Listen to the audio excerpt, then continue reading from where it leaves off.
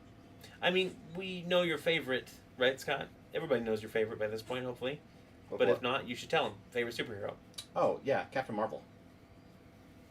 DC Marvel version. not Marvel. DC version. Yeah. And then your favorite this DC was- superhero? I would Because have to you shocked the hell out of me. say- I forgot that Captain Marvel existed for a moment there. I would have to say Martian Manhunter. You're not a Superman fan anymore? I can have a favorite and still have a second favorite. Yeah, but I just mean I thought that Superman was your favorite. Once I started reading about Martian Manhunter and reading the stories and stuff, I don't was know like, you at all. no, you don't. Mm-mm. I know you. I know your favorite candy bar. It's true, you do. Nobody, don't tell anybody. I won't tell anyone. Because you're still waiting for someone in the group to try to find out. Well, we need to have a game night in order for that to happen. That's true. Which, Yeah. unfortunately, we had to cancel last night. Yeah, I had some people not feeling good, myself included. Yeah. No, who's my favorite Marvel superhero then? Captain America. Yeah, that's right. I believe so. God, You gotta think about it for a second. yeah, I do have to think about it actually. Like, Well, because for me, it's like, all right, are we talking comics? Are we talking MCU? yeah, like if we're talking MCU, Yes. it's Captain America for sure. Yeah. I think I love that whole storyline. Because I'm really a big fan of Thor in Yeah. MCU. I think they did a really good job. I don't really care for him in the comics, honestly. I think it's kind of dumb Casey confirms you did say Cap was your favorite, so for you. it is. Yep. Yeah.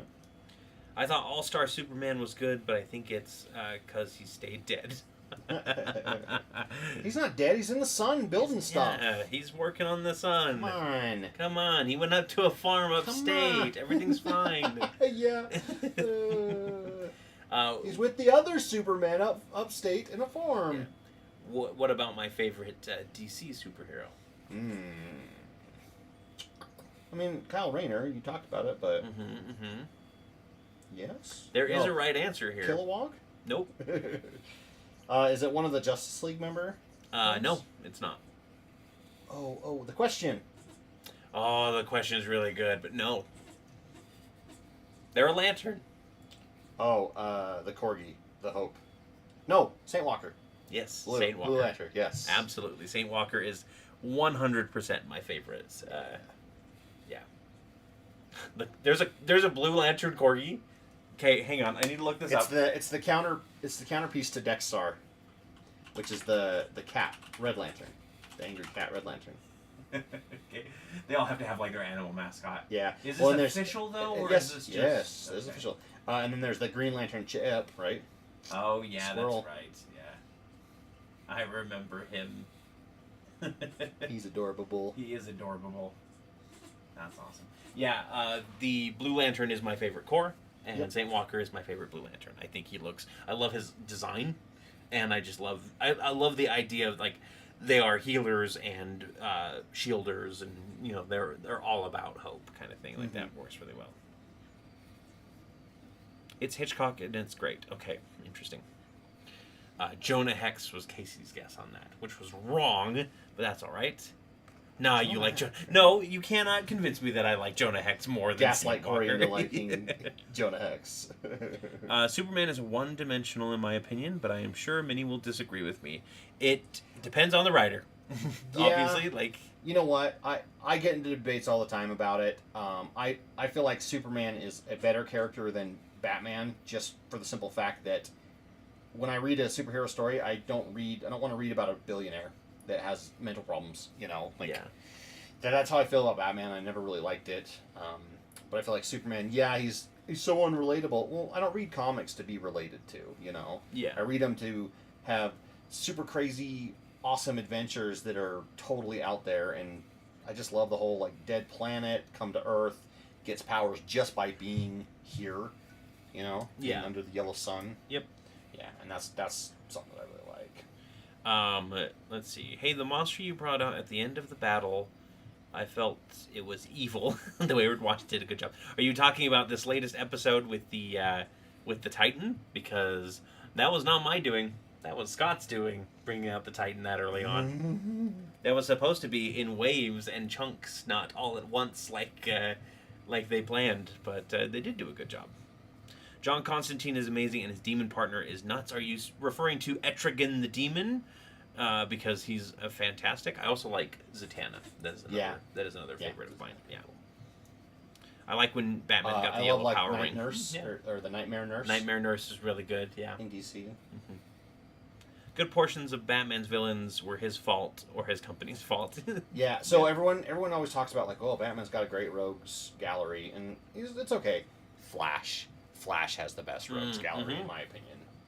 Captain Cold, Because they're all Golden Glider. They're all characters that can keep up with the Flash, not physically, but can outsmart him and can do, you know. If you're not talking about the CW version when it's just the speedster, a speedster over and over again, right? Yeah. But yeah, it is like the Flash does a really good job of making Golden more Glider, than Mirror just Master, Mirror Weather Master. Wizard. Mirror Master is so cool. Yeah. If you guys have never seen Injustice, I think is the name of it. No, not Injustice. Justice League something or other. Something or other. Justice League something or other, yes.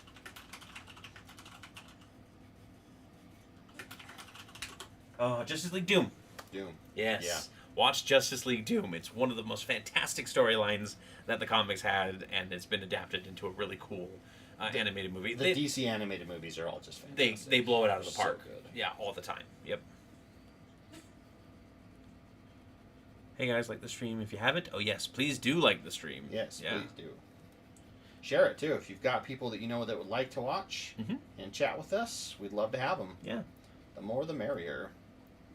Yeah, I was pretty nervous about this last session's combat. Because, and this is a little bit of a spoiler, You that the don't party... have to if you don't want to. No, this is fine. That the party didn't know about until the end of Hollowbend, but safety restrictions are offline.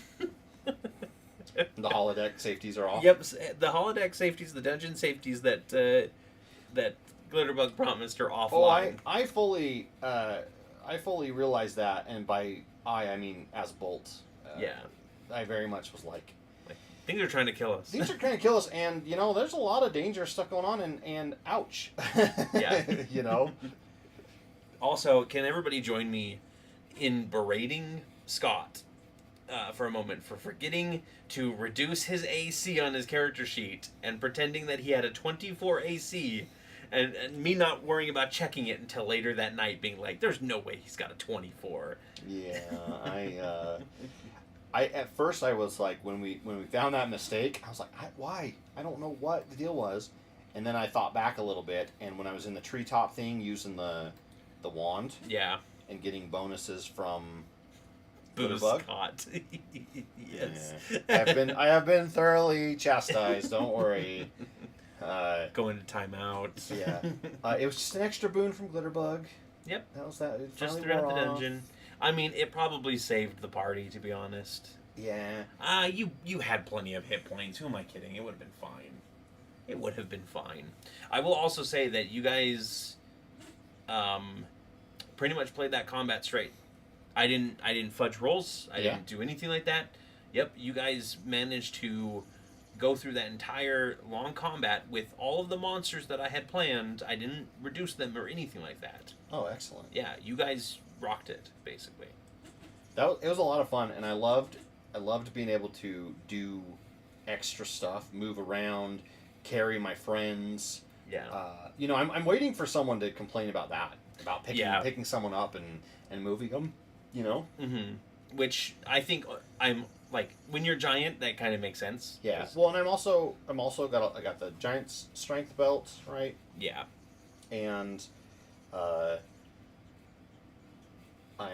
was also really big, and I was picking up a willing creature, or in this case, an unconscious one, you know, at one time. And then the other time was, do you trust me? You know, and then I picked him up, right? Yeah. I have a 27 as a cleric sorcerer. It's okay. And then you There were you large, go. so yeah. Do you sleep in the armor too? Does Bull sleep in the armor too? Yes. You don't sleep? Well, that's true. I don't sleep. I do Sentry's Yep, Rest. you do Sentry's Rest, so it's not. Yeah. That's true. It's not actually Not to sleep. mention that for you, it's an action to. Don and doff it. Yeah, don So and doff. 6 seconds is all it takes. Basically, it's Iron Man like nanotech, right? And then you come out and you look like one of the really like the chassishless robots from the movie Robots. And everyone goes, ah! Oh my gosh! What's going on? Please, no more. Yeah, I'm C-3PO in the prequel. I don't have a body. I don't have armor on. That's canon. No, I that fight, like, I thought about doing like certain things to make it easier for you guys. Obviously, I gave you an extra character, an NPC character there to kind of offset things because I knew that this fight was going Colby to be was heavy. gone, Yeah. so you know. But yeah, I really went. Let's just see how they do, you know. And if something happens, something happens. Yeah. Because guess what? And something almost happened a couple times, but You got guys, through it. you can always run away. Yep. That is always an option. And Victor did a lot of that, and I did a little bit of it too. Mhm. I ran away. If you haven't seen the latest episode, it is really good. It is our most chaotic episode we've Mhm. ever done. Colby was away, and the rest of the party decided to play nuts. Yeah. It started with, I'm going to jump off the cliff. And then it all went literally downhill and figuratively from there. Yeah. You're a tank bolt, it's perfectly fine. It's like carrying a heavy dog. Yeah, I mean... Yeah, I figured, you know, and the way the encumbrance rules work in the game is as long as I have a little bit of extra, even 1 pound over encumbered, Mhm. I'm good. You know? Do artificers get the enlarge reduce spell? I think I can choose it. I'm not 100% sure, but I think so. Because you're missing a spell slot. I remember, I think I picked something. So, here we go. Okay. That is a crazy blend of colors. It looks like puke. The green looks like puke. A little bit. Yep. Yeah. It also looks like a 4-year-old did it, but I'm okay with that. Like I said, it's a new creature. It might as well be a 4-year-old, right? Yeah. Yeah. Once I pick out all the teeth and stuff, I think it's gonna look Yeah. insane. But yeah. Can you turn off the AC? It's getting a little chilly. You cold? Yes. And so is my wife. Oh. Put a blanket on, please. It's hot down here. We do have a lot of lights going on. Yeah. Yep. And I got 3 computers down here running stream stuff, so Yeah. heat. Yeah, I'm playing an artificer, and they get enlarge reduce. The brute. Ooh hoo hoo. Hoo hoo. Scott, Tell me. go big. Yeah. Enlarge yourself. Become huge. Then you can make a third figure and do like a really heavily armored bolt. Oh yeah. The brood mother was so strong. What stats did you use? That was an Annis hag, actually. A straight up Annis hag. They are just incredibly strong. I played it a bit wrong because the way that it's supposed to work is Wrong on purpose or wrong on accident? Wrong on accident. Don't tell us that. Keep it a surprise. No, they're asking about the monster and how strong it is. Like, you shush. If you do things right, people will think you never done anything at all. Yeah. No. So what it's supposed to be is the hag is supposed to grapple a creature with its attack, and then at the start of its next turn, it's supposed to do that damage again, and then it can either drop the creature to try and make the attack again, or repeat the damage. I think. I need to look it up again. But basically, I was doing double damage than what I was supposed to do with that. Yeah. I'll look it up here so that I can tell you guys exactly. And that's ANNIS, by the way. Anus hag. Annis hag. Not had. The tails and legs are nice. They say. Well, thank you. Yeah. Yeah, I like the. Like it looks like patchwork, but not like sewn together. Mm-hmm. Like it's all the same skin, but as it was growing, it just picked colors and was like, okay, purple here, green here, red here. You know. Yep. So the crushing hug is which I thought was I appropriate know, yeah, for what it for is. Hug's mother. Mm-hmm. So it does 9d6 plus 5 bludgeoning damage, and they're grappled. And then until the grapple ends, they take 96 bludgeoning damage at the start of each of the hag's turns, but the hag cannot make attacks while grappling a creature in this way. So basically, the hag could grapple somebody on a turn, crush them, drop them, and then pick them up in another hug. Keep doing it. And do it that way, if they wanted to. But again, you're running the risk of missing on that second attack. Yeah, true. So can they hold on and grapple them, and then the next turn they do more damage? Or do they only just do a regular grapple, regular melee? Sorry, can you repeat that one more time? I was reading. So can they hold on to them? Yeah, until the creature breaks the grapple, obviously. But then the next turn, do they get to do damage, or do they just hold on to them? They basically do the damage at the start of their Okay. turn. Yeah. Okay. And then again, from there, they can drop them or not. So. Yeah. In Canada during the winter, I have my AC on with the windows open. It's like negative 20. Jeez. Who was that? That's Anthony. And then it just gets hot down here. 2 people plus the printer. It's got a heated bed and a heated nozzle, right? Plus a bunch of lights on. Plus a bunch of lights on. Plus 3 computers running stuff. Yeah. So yeah, I mean it was hitting. It was almost 80 degrees before I turned the AC back on. Yeah. I am getting a little chilly myself, though. You get a blanket too. I have one over there. I actually have a. I'm not gonna Snuggie. wear a blanket on stream. I have a snuggie over there. I'll go get my rope. Zod says he likes that from the Star Trek Voyager episode where Tuvok instructs the Maquis crew that they could have run away. Sometimes retreat is the better option. Oh yeah, when he's training them to be the 4 where he's doing the one of them's the Bolian. Yep, I remember that. Mhm. That's a good episode. I wear shorts and sleeveless year round and occasionally throw on a hoodie. Freaking Canadians. That wasn't Anthony that time. Oh. That was Bosco. Freaking Ohio. Ohioans? I guess Ohio gets kind of cold, right? Look, we're all gonna get very warm very soon. So Yeah, that's true. enjoy the cold while we can. Enjoy it right? while you can, because it ain't lasting for very long.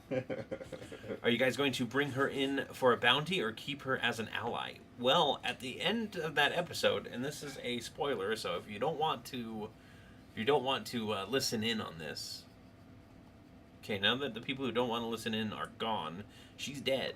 So Victor grabbed her head, and presumably he's going to turn her in for the bounty. We need to remind Preston Yes. that he has it, because Yep. unless he... Don't worry. I think he wrote it down, I'm pretty sure. I will. I have it written down myself, so Oh, okay. I will talk to him about it because that is interesting. Okay. Yeah, because he looked Welcome in the big back, book. everybody.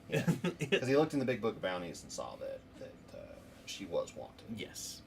For kidnapping. Yes. Because Yes. hag. Yes. Yeah. Ohio, the place where excitement goes to die. I mean, Utah's not much farther off, so Yeah, we're pretty pretty boring here. pretty bad here. Yeah, I was so the way that worked, and this is behind the scenes too with the hag, is I had Scott roll me a D20. A fat blunt. Yes. And then I had him roll me a D100. And the D20 determined the CR of the creature, and the D100 determined which creature in the monster list that is on D&D Beyond that I went with. And he ended up rolling an Annis hag, and so I kind of went with, came up with Briva there. And And you went, yes, my Mhm. favorite. I do love a hag. Love me a good haggis. So there was a universe where you rolled a natural 20 on that roll and got yourself a level or a CR20 creature to help you out. And that would have probably trivialized the combat. Oh, like a friggin' beholder or Yep. something. Mm-hmm. Actually, that's less than a CR20. Right? Yeah, it would be like an elder dragon or something Yeah. like that. An ancient dragon. Jeez. Yeah, that would have been interesting, and I might have had to limit it at that point. I probably would have had you roll I probably should have had you just roll a CR10 or a D10. Yeah. But thankfully, I counted on Scott's rolls being relatively low. Oh yeah, like always. So yeah.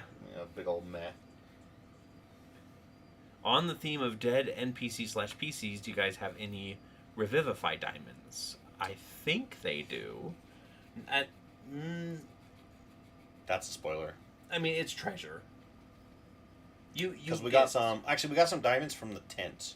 Yeah. Remember? There were some in that chest in the tent. Yeah, there were some diamonds. At So the- that's a at the spoiler end of for the thing. that's the spoiler for next episode. Oh, The yeah. beginning of next episode. Yeah. Yeah, because I guess we didn't go through the Yes, part of it, did we? Yep, but yeah, they do have some revivified diamonds now. They did not at the beginning of this adventure, that's for sure. I was working 100 kilometers from Alaska in the northern BC, working on the LNG plant, wearing a wool top and work pants in minus 32. Oof. Crazy. Yeah, But I get it. Once you get acclimated, it's, you know. Mhm. Yeah, Anthony, that's what happened towards the end of the fight. If you go back, I think it's like round 16 or so, you can see that whole thing play out. But yeah, it was looking okay until the Titan showed up. Yeah, I have to go behind the scenes and say I kind of pushed the group to the quarry because there's no real reason to, because we had all the keys from Mini-Eyed Willie. Yep. But I was like, I spent a week painting the tower and the Titan and the mech, the big mech dudes. Yeah, the Juggernauts. Juggernauts. Yeah. And I was like, there is no way we're not using these. Yeah. And so I'm like, let's go to the quarry. I mean, and I see would if have just there's used them anything elsewhere. there. Let's be fair. Yeah, but I could have easily used them in the castle I wanted itself. to see them used like right away. Yeah. I have theories about possible interactions with certain NPCs in the past with the Annis Hag, but I shall wait and see how it unfolds. Interesting. I'm very interested to see if I live up to your theories or not. Critical Role's Bell's Hell's got a problem with their inventory diamonds. Spoilers. Yeah, there's definitely, like, you need to have that when you get to the higher levels because it is punishing. Yeah. Like, at times. We're so far behind on Critical Role. Yeah. It's just hard to find. You guys are awesome for being able to watch. It's true. 3 hours a week of us. Yeah. And it's hard for us to find some time to sit down and watch it. Yep. Not only 3 hours a week, 5 hours a week, because you watch the stream too. You guys are like Yeah. the super fans. Yeah. Fantastic. Yeah.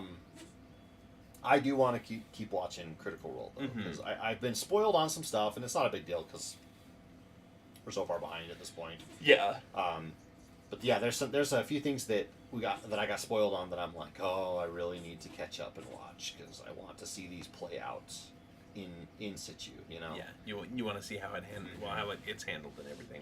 Yep. I also am curious to see how some stuff happens that's kind of similar to our game, and I like to see the different reactions between our game and Critical Role from people. See how Critical Role fans handle it. And, you know, there's definitely people that struggle. Yeah. That have a hard time with it. You know. Yep. My DM wouldn't let my level 7 Divine Sorcerer have a diamond for a short 5-game campaign. Do you find that harsh? Level 7. Yeah, I guess the additional questions I have is A, why did you want it, specifically probably for Revivify since we're talking about it, and B, what was the situation where you were requesting it? Was it just a random I want this item? Was it in place of gold?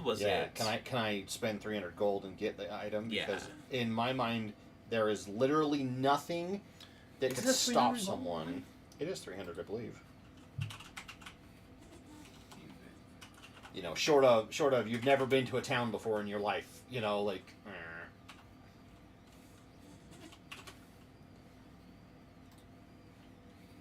Alright, gonna look this up.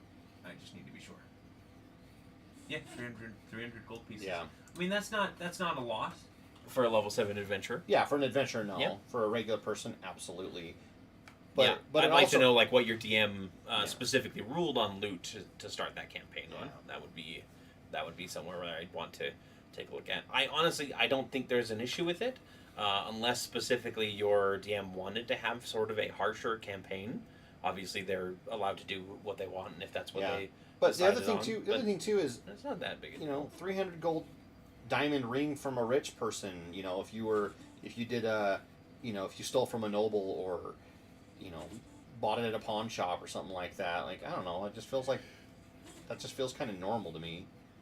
Yeah. If I want a diamond, I can go down to any store and buy one. Yes, I know that it's more modern times, but still, in a world where that's all it costs is a diamond to revivify, like they're gonna be Prevalent. especially in a place that has like clergy, right? Yeah. Because they do all the resurrections. I watched all of y'all's stuff: Critical Role, High Rollers, Godforge, Mistletoe, Knights of the Evening Star, Dungeon Dudes, and a few others I'm currently caught up on. Awesome. Wow, and you're caught up on everything, Bosco. That's awesome. I think it's a bit harsh because as a sorcerer you have a lot more limited spell known list. Agreed? Yeah, because that's one of the specific ones that as Divine Soul you get like innately. Like obviously not being able to use that kind of sucks. You know what I think is the worst is making Chaos Orb. Chaos Orb? A level 1. No, Prismatic Orb. Prismatic Orb or Prismatic Spray? Prismatic Orb. Okay. A level 1 spell. And having it require a ruby worth like 50 gold Does pieces. it consume it? No, but it's just like you need that as the catalyst. That's dumb. Yeah, I agree. I think that's stupid. And I typically hand wave that if anybody wants to use it. Chaos Bolt, thank you. Chaos Bolt. Which is Bolt, but, normal. crazier. Normal. Bolt's pretty chaotic sometimes. I mean, your alignment isn't chaotic, is it? No. It's neutral. Oh, Chromatic Orb. That's what Chromatic. it is. Yeah, sorry. Which is Not funny Chaos because I Bolt. used that a lot in 4th edition. Take a drink. Yeah. With my. Well, and that's why I my was like, sorcerer. I was surprised, and I get that it could be a more powerful spell sometimes. Mhm. I'll tell you what it does. I'll tell you what it does. What it really does. This is just such a mishmatch of colors. Holy crap. Are you liking it, or are you? So far, I'm okay with it. I think I'm gonna like it better as I do details. Yeah. Just because right now it looks, like I said, it looks like I just slathered a bunch of paint on there, which technically I did. Yep. Technically. Technically I did. Just threw a bunch of paint on everywhere. It is very much crazy for sure. But like the mouth looks dumb, right? Because it's Yeah. just pink. But Once you get the there's a teeth ton in. of teeth in there that I can Yeah. start picking out and turning into teeth color. And same with spikes. So it says you hurl a 4-inch diameter sphere of energy at a creature you can see within range. You choose acid, cold, lightning, fire, poison, or thunder, and make a ranged spell attack against the target. It does 3d8 of the choice. So it doesn't even. 3d8's pretty good though. At first level, that's the same as like a guiding bolt. Is first level 3d8 and Yeah. gives you other effects, but it doesn't like you get to pick the damage type. That is the only special thing about it, and it requires, a diamond worth at least 50 gold pieces. A diamond. Yeah. That's one of those like, I want to play this character and have this ability, and it's like, okay, well, you need the diamond. It's like, okay, I inherited a diamond from my great grandmother or something when she passed away. Yep. Because she used it for her chromatic orb. There you go. It wasn't a ring or anything. Yeah. She's just like, here you go, do some chromatic orb stuff. My 4th edition Chaos Bolt once bounced through 6 goblin minions in a room. I miss minion rules. Me too. I try and use them every now and then as kind of like sending waves of things at people just because it's fun. I actually was going to do that a lot more until Aloma came into the picture. Yeah. Because he already does so much AoE damage that I don't need to worry about like throwing tiny minions at you. I can Yeah. throw regular ones, Mutants and Masterminds, the superhero game that we Oh, yeah. played. Mhm. That one does minions interesting, because Yeah. they literally have no hit points, like the 40 minions. And I was playing a speedster that could run literally around the world in one round. That's how fast he was. Yeah. But I took the special feat where it's takedown or whatever. Or you can So like move if I killed a minion, I get to move and to an adjacent minion not within killed, you're a hero, Scott. Oh right, defeat. Yeah. But I get to move to a minion within like Supersede 60. defeat them, which definitely did not cause any death ever. Yeah, definitely not. And so there were plenty of times where Cory would have a bunch of mooks or goons or something, and I could just go Yep. around and just I had to map it out because it was within like 60 feet or something like that. Yeah. And so I had to map it out to be like here, in order to get them all. Yeah, and I definitely like included a lot Oh more. yeah, for sure. I think you guys fought 100 different like minions at one point because I was like, I know that they can take these. Because things out. that was kind of my job, right? I'd go through and kill all the minions and stuff, while the rest of the team focused on like the bigger threats. You know, the extra large like battle robots or like you know the big bad guy or whatever. And then you had a little extra AOE from the gravity wells. The gravity wells, from another hero. character. Which was always fun. Yes. Yeah. What is next? You got a little bit of time left. Yeah, I don't know. I probably should paint this thing. Might be a good idea. That is I technically think lower. I think I'm going to do the majority of it in white, so it's like a white marble, right? Yeah. And then I'm going to do like these bands right here, like with the little balls on it. Mm-hmm. I think I'm going to do those. Can't see them. There are those right there. There's one right over there. Oh yeah. Okay. I think I'm going to do those in like kind of like a copper colored. Yeah. Because I feel like an ancient like monument or temple would have like mostly stone, but then have some copper accents to like hold things together or to just look better, right? Yeah. Yeah, I think I'll start with the white first. Zod says that they played a speedster character in Mutants and Masterminds. Oh, nice. So, yeah. I went full bore and I went to like rank 23. Yeah, it was like 23 to 24 or something like that. Yeah, I went to rank 23 with speed. Come on, there we go, focus. And I think I went a little too far. Mm-hmm. Well, you wanted to do like an around the world punch. Yeah, that was one of my moves. I'd run around the world and then punch someone, type of thing. But yeah, I could have gotten away with way less ranks and still been able to like cross the whole city in one round type of a deal. But it was still fun. It was still fun to do the around the world stuff. Around the world. Yep. So since it's spooky month, Casey's been watching some horror movies, of course, as expected. I mean that happens every month for her, but go on. And she's been watching Puppet Master. Okay. Which is a horrible set of campy movies, in my opinion. Like it's so weird. Every one of them is just its own weird little thing. How many of them are there? Are there a lot? Oh, there's like 10. Oh, geez. And then there's like crossovers versus other like puppet creatures and Puppet Master versus Chucky or something like that. It was what is Casey? You'll have to tell me. It's Puppet Master versus something or other. There's 9, she says. Oh, jeez. Yeah, total. Wow.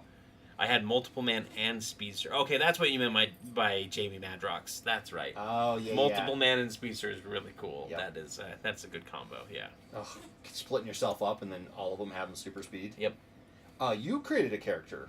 You created one of the that team of girls. Oh yes, the Indigo Girls. Yeah. Yeah. Yeah, and they all had super speed. And but they could all have really fast speed, or they could all focus into one of them. Yeah, they all shared basically the same speed energy, as it were. Yeah. And they were no, sorry, they're not called the Indigo Girls. They're called the Neon Girls, I think. Girls. Yeah. Yeah. Pull up the database. Yeah. No, it's the Neon Girls. Not sure the title you're referring to. It's like Puppet Master versus Mutant Puppets or whatever. So the one that she was watching while I was in there, it ended on the weirdest note ever. Okay. Right? The main bad guy, who had been like an okay dad figure throughout the entire movie until like the very end, transferred the consciousness of one of the people into a robot or into a puppet body using the science, the magical science of the puppet master, right? Yeah, the puppetator or whatever. And it ended it ended with that puppet shooting him with lasers because it was like a full like robot with tank treads, right? Right. As a puppet. Okay. And it shoots him with lasers and he screams and dies and then it ends. There's no other resolution to it. There's so much left unsaid. Yeah. Puppet Master versus Demonic Toys. That's what it is. That's the crossover one. Okay. But it was just one of those things where it was like it ended, and I'd been like half paying attention because I was trying to do game prep and everything. Yeah. And I literally shouted, "That's it!" Like, what the hell? And then the next one, I'm like, well, maybe the next one will like continue this story with these characters because interesting. The next one went back in time to before World War II because the Puppet Master was recruited by Nazis originally. Of course. And he made the puppets to kill people as like a Nazi elite force, right? Okay. But he was a good guy. He was just misunderstood. At least that's what they established as far as the second one goes. I think I don't know. I didn't see the. Casey saying no. I'm getting stuff wrong. That's. I'm liking this version though, so I'm just. He was not recruited. Okay. So he was a Nazi. He was a Got Nazi. it. Yeah. But it went back in time to like his origin story. Okay. In the next one, and it was that one was completely ridiculous too. He was against the Nazis. Oh, so he was making the puppets against them. I don't know why I was thinking it was for. You said the word Nazis, and I just assumed that the Puppet Master was the bad guy. And that's been kind of the weird thing, is the puppets have not really been the ultimate bad guys. Like, yeah, they kill people, and they're very like bloodthirsty. Yeah. But Sound at the like same pretty time, bad guys to me. like the first one that I was watching with her, there was this demon who I cannot remember the name of, but he was the one that gave like the secret of life out, or had it stolen, that allowed these puppets to come to life, and he was trying to control the puppets from hell, basically, and that was the real bad guy. Yeah, I don't understand. Sutek, yeah, that's right. Oh, and they his minions in that movie sounded exactly like Goa'uld, with the way that they modulated the voices. Oh yeah, it was, and they were Egyptian too, which was someone saw Stargate and was like, "Ooh, let's do that." Yeah, please. He didn't make them to kill Nazis. Okay, all right. Obviously, we watched the Origin one, and he didn't make them at all. He Corey, was told how to make them. Obviously, we watched different movies. Yeah. What, like, in the first one, which is probably the most canon that you're going to get, because everything else that gets expanded on that is typically, like, off the rails. What did he design the puppets for? And is it just that the Nazis coerced them into killing, or what? Is this leading to something specific, or are you just telling me about Crazy Puppet Master movie? Like, were we talking about something that this led into? I'm trying to remember. I was just bringing up the next topic of conversation. Okay, yeah. Puppet Masters. Yeah. What's your favorite puppet? What's your favorite? Good question. The only good puppet is a dead puppet.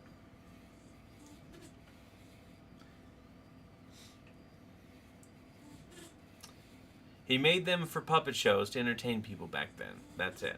To entertain Nazis. Yeah. Got it. So, and then did the Nazis steal them or coerce them?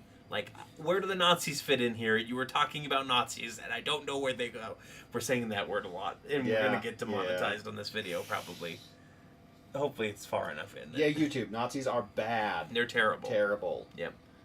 Yeah, because it was established in this like back in the past one that he got the secret of him. Yeah, he got the secret of giving life or transferring life. And he transferred the life of all of his dead friends that were killed by Sutek into like the first puppet. So it's Five Nights at Freddy's. It's kind of like Five Nights at Freddy's, yeah. Or the one with Willy's Wonderland. Willy's Wonderland, yeah. I don't know. It's been a weird franchise, and I've only been half paying attention, obviously, but. And I'm only half paying attention, which means I know a quarter of what happened. Okay. Yeah, that's how that works. Math. Mm-hmm. He did a show where Six Shooter, which is one of the puppets, by the way, his name is Six Shooter. I want you to guess what type of puppet he is. He's killed a puppet that had Nazi clothes. That's the only Nazi reference. Oh my gosh, I'm gonna talk to you in depth. You know what? Maybe I have to watch these movies, Casey. I'm gonna get her really excited. Maybe we're gonna watch these movies. Hold okay. On. Yeah, I just heard her squeal. And Nazis saw it. Okay, so the Nazis saw that in the puppet show. All right. Yeah, you know what? don't worry about telling me anything else. I'm going to watch these from the beginning. I'm sure you're going to be very happy about that. But, yeah. Just show you the third one. No. We'll start from the beginning. It's fine. If I'm going to watch, like, them, I'm going to watch them in order, so. Hubby to work, baby's asleep. Gonna have to listen to the replay to catch the middle of the stream later. We just say the word Nazi a lot. Unfortunately. Do a horror movie debate stream between you two. Yeah, I would love to. Like, between Scott and I, or between my wife. If it was me, I'd lose, yeah. But... She's so happy. She's shocked. Well, now that I know that they're just terrible, I'm okay watching them. It's not too scary. It's fine. Yeah, I don't know. Like, it's one of those franchises that I've been half watching, and I'm just kind of like, this thing is awful, but I can't look away. There are plenty of movies like that. It's I true. like that kind of stuff. Yep. Super campy and... I should get you to watch Killer Clowns from Outer Space sometime. Like Werewolf by Night. You're gonna hate it, but oh yeah, Werewolf by Night was really good. Yeah. You're gonna hate it, but you know, I'll get you to watch it. We start tonight. I've seen enough. I have to do some editing tonight. As well. I've seen enough of like clips and stuff, and like caught it as I walked by when you two were watching it. I was like, no.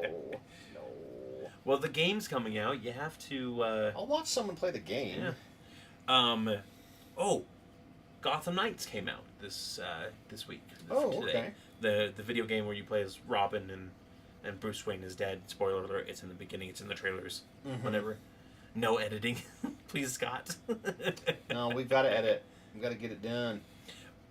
The people demand it. Yeah, I don't think it's going to take too long to edit though. No. This episode is going to be pretty quick. So, yeah, if anything, and then if anything, I can always edit late at night too. That's right. After she goes to sleep. That's when I get my best editing done. Let's edit first. Then we can watch. I'll even watch it with you if we edit first. Oh, wow. Okay. What is it called again? The Puppet Master. Oh, okay. you don't even remember the name? I kind of forgot actually. I will never sleep, she says. That looks awesome. I agree. This looks awesome, Scott. Thank you. What you have been doing is great. Yeah, I think I'm gonna. Like I said, I've got some really thin. She wants to watch Killer Clowns instead. If you're watching with us. No. Maybe. For editing, you agreed to Puppet Master. Why wouldn't you agree to Killer Clowns? Fine, I'll agree to Killer Clowns. It's objectively a better movie. And you're gonna subject me to it. Yes. I've seen the first Evil Dead 1 and 2. Very good story, very much a B movie.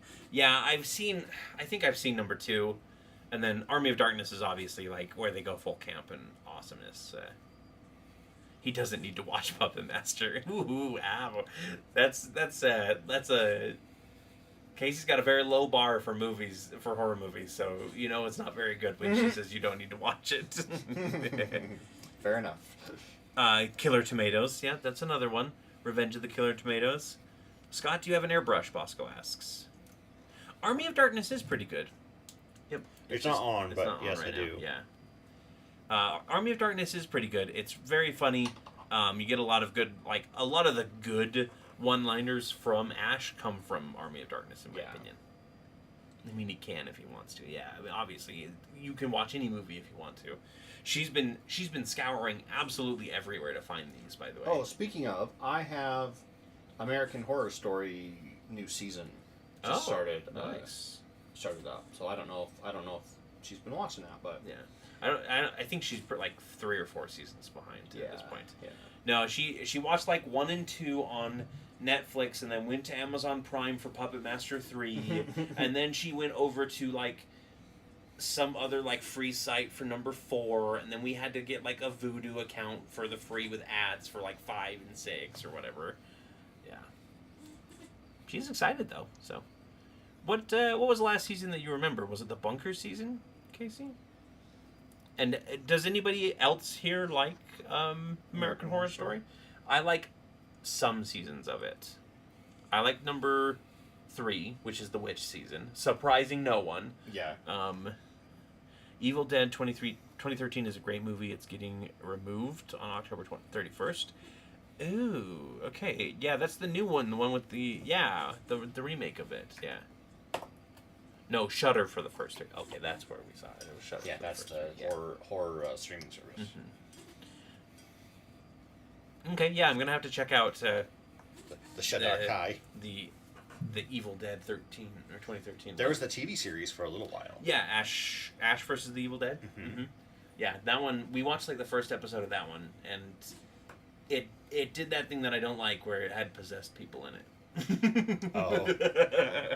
That's all it takes. Yeah. It's just possessed people acting creepy, and I just Yeah. kind of went, "Oh, my anxiety, my inner demons were trying to get out." Personally, Your possessed inner demons. Yeah, Gotcha. they didn't like it. They thought it wasn't good representation.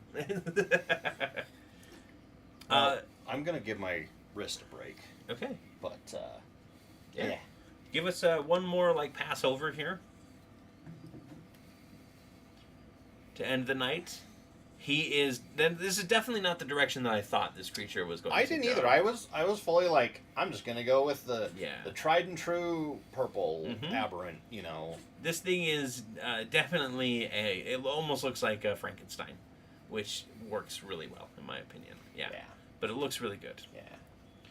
I'm happy with it so far. I am going to, like I said, do all the details. I'm gonna try to finish this one because I've got a couple. Gerard is not done yet. A couple pumpkin things that aren't done yet. Yeah. Anthony wants me to watch the 2013 Evil Dead that he's willing to pay me $50 for it. You don't need to. You don't have to worry about it. I will. Tomorrow afternoon, when it's not late in the evening and I don't have to worry about going to bed afterwards because I get night terrors at the worst possible times. That's gotta suck. It does. Because I mean everyone has nightmares, Mhm. right? I know I do too, but Yeah. but I usually it's usually the dog dies or something, and I wake up. Yeah.